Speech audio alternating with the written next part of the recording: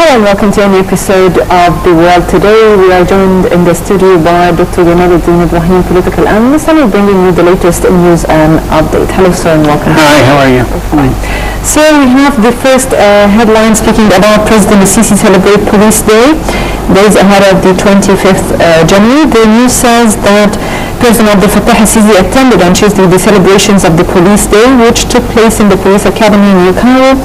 The celebrations were attended by Minister of Interior Mohammed Ibrahim, a number of high-ranking police figures, the Grand Imam of Al-Azhar, Ahmed al-Taib, and Prime Minister Ibrahim Mahlib. During this celebration, President Abdel Fattah Sisi delivered a speech and spoke also about the importance and how he respects the human right. How do you analyze his speech and how the community should receive such a speech? Well, I think we are moving to an era of respecting people, the average person, the people on the street, and this is a sign of democracy. It's a sign of a developed country, not a developing country. Most respected countries are honoring their people's rights, and probably we're getting to that era right now, so I would like to congratulate both the people and their president. Okay, moving to Al-Ahram online, where the headline says that Egypt to take part in London anti-Daesh meeting. The UK Foreign Office has said that Egypt and 7 other Arab states will take part in an international meeting coordinating efforts against Daesh to be held in London on Thursday. The Arabic spokesperson of the UK Foreign Office said that Iraq, Jordan, Kuwait, Qatar, and the United Arab Emirates, Bahrain, Saudi Arabia, and Egypt are expected to participate. How efficient is the Egyptian participation in this meeting from your own point of view? Well, probably President Sisi has announced before that we are going to give support to any power that would resist or go against Daesh, but I'm sure he's wise enough not to intervene with the military power, because we are not ripe yet.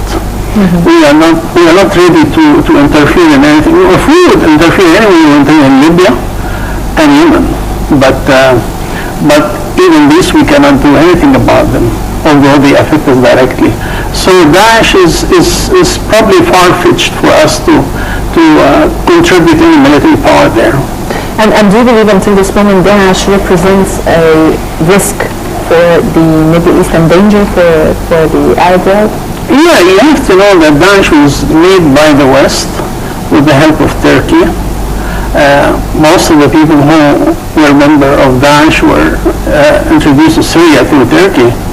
So you could see that how it was planned, and it's a ditch we would like not to be dragged to.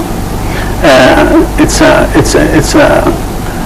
very difficult for us to get involved in a big trap like that.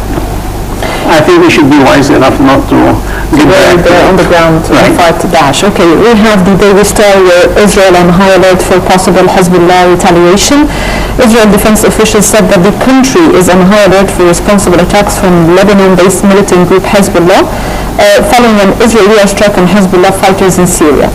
Israeli officials noted that the country has boosted deployment of its Iron Dome aerial defense and probably the system along its northern frontier, which borders with Lebanon and has increased surveillance activities in the area.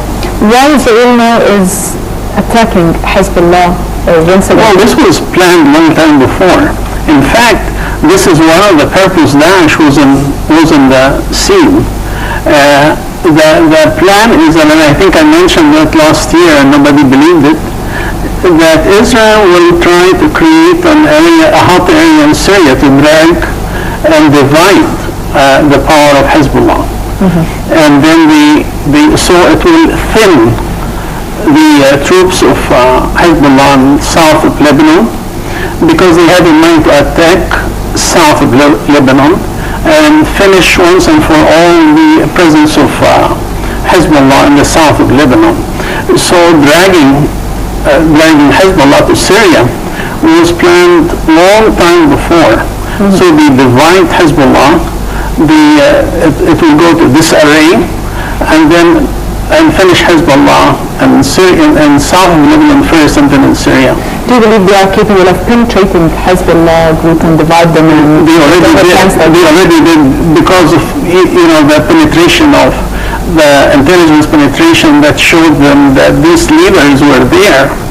And that is a big sign that they were able to do their intelligence work. Yes. And how do you expect Iran would react to such a... Iran is in a very, very weak position now because they have been slapped in the face and they have to answer with a more powerful slap, but they are not capable of.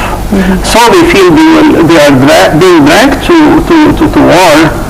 Timed by Israel, so they wouldn't like to fight at Israel initiative.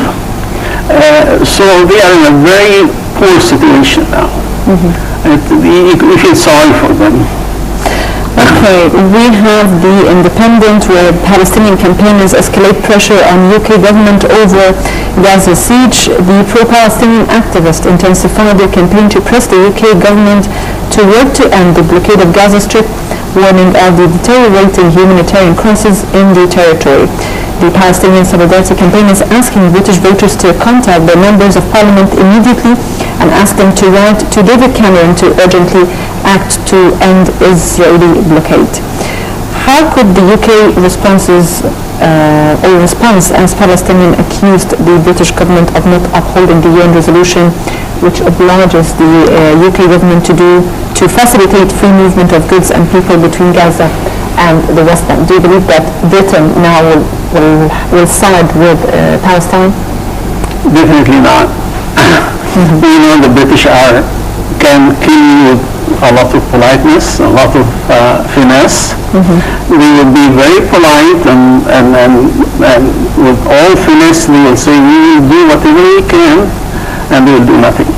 And they have other plans. Of course. I mean they cannot go against Israel. I mean they are the one who planted Israel there. So they are not going to go for Hamas, for sure. And they are not going to go for the other side. So I don't think that will be effective. Okay, and we have another headline from the Global Post, where Daesh group threatens to kill Japan hostages. The news said that online video perpetrated to show Daesh militants threatening to kill 2 Japanese hostages unless they receive $200 million ransom in the next 72 hours. The video, identified as being made by the Daesh group's Il Furqan media arm and posted on militant websites associated with the